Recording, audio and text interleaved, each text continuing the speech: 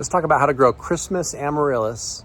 This is the tropical kind in zone 6, so in really cold weather. What do I do with it?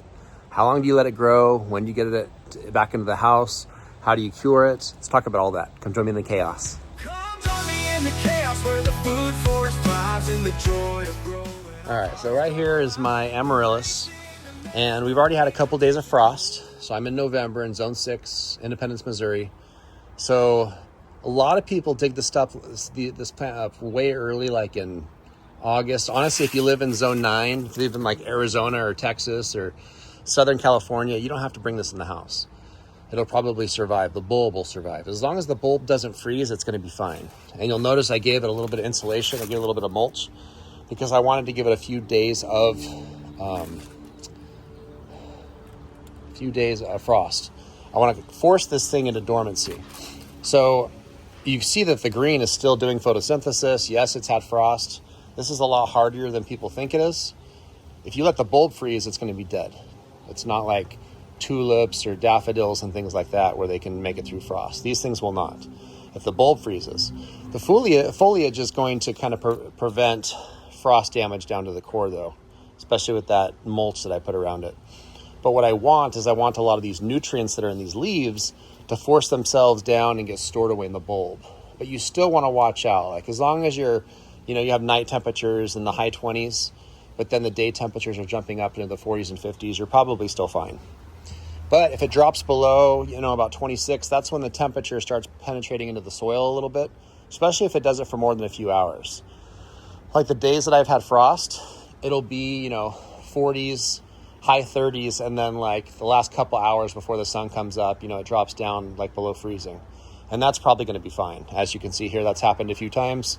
And the leaves are still starting to droop because they're sending nutrients to the bulb, but it hasn't had any major damage yet.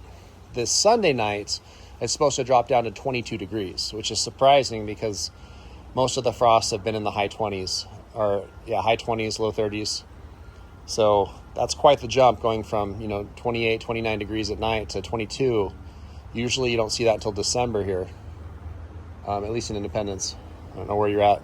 If you're watching this video, you might be in a colder or warmer place. Just know your place where you live and kind of pay attention to the temperatures. Because, last year it surprised us and we got a frost in October. So usually, though, we don't get frost temperatures until November. Usually we're still haven't hit a single frost day until after Halloween here in our part of zone 6. So if you want to maximize the bulb growth, if you want to maximize how many bulblets Amaryllis forms, sometimes it'll form 1 or 2 bulblets. It's not like my gladiola where I'll get, 15 to 20 bulblets. Amaryllis, you're lucky if it gives you 1 or 2.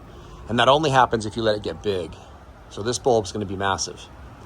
And that's because I'm letting it have the whole growing season. Like as soon as last frost is gone, like early May, late April, I have this thing outside and it grows the entire year until November. So what is that, 7 months? So yeah, it's about 7-month growing season. I grew these in Arizona too, and I think it was probably similar because usually by fall they would start dying back, and this never died back, probably because it's only been growing for 7 months. But anyway, shout out to Ann. I think she actually got it for my wife. But I've had the same Amaryllis bulb now for like 3 years. I had a few other ones that just didn't make it, but this particular one just keeps going and going. It's one of those bright red ones that you see sometimes, like the at checkout at the store. The big box stores will sometimes have the Christmas Amaryllis bulbs, and they're like, I don't know, like $10 in a little tiny pot. But yeah, you can just save it after it blooms around Christmas time. Put it in a pot in the house, and it'll pull nutrients from the soil. And then in springtime, stick it outside, and it'll just grow and get big, and the bulb will just keep growing. And what I'm going to basically do with this is I'm going to take it out of the soil. I might do it today. Actually, I could probably just do it right now since I'm doing this video. Take it out of the soil. Oh, wow, that is really in there.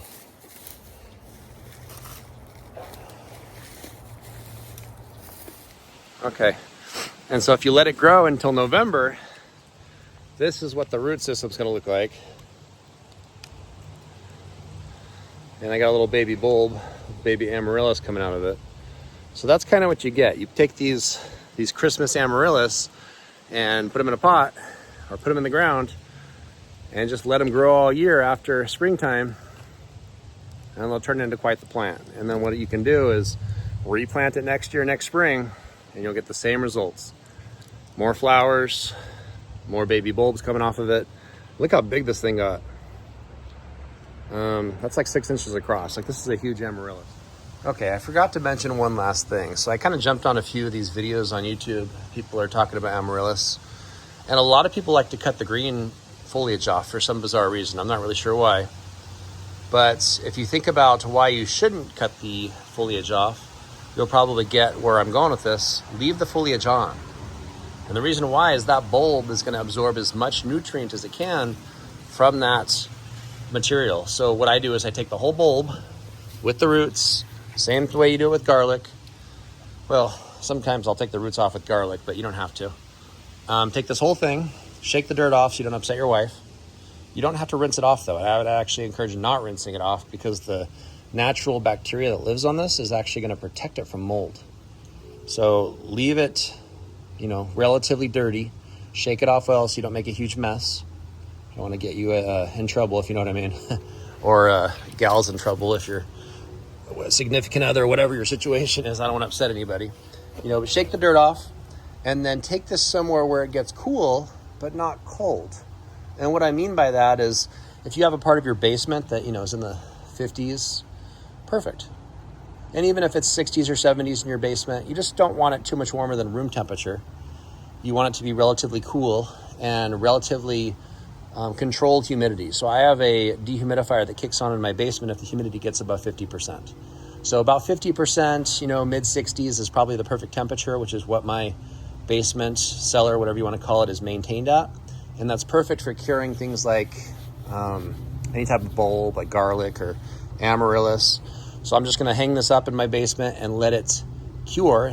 What that means is it's going to sit there and it's going to lose, 10% of its water or so. So all this water, all these leaves, I should say, that all the water that's in those leaves, that's going to get absorbed back into the bulb or just dissipate into the environment. And then all these leaves will become papery, kind of like the outside of the bulb. You'll have this like papery material. These leaves are all going to get that way. So once the bulb has all it wants from those leaves and they start crumbling and turning into like the kind of leaves you see falling in your yard, that means the bulb has everything it wants, and then you're probably safe to cut them off. And you don't have to do this. If you want, just cut them off now. Just note that you're risking allowing pathogens into your plant. You're cutting open wounds. The plant's not going to be growing, so it can't heal properly.